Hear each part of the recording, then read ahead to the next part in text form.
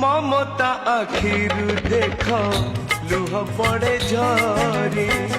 मागुची एतिकी मालो पड़तकु पारी मा तो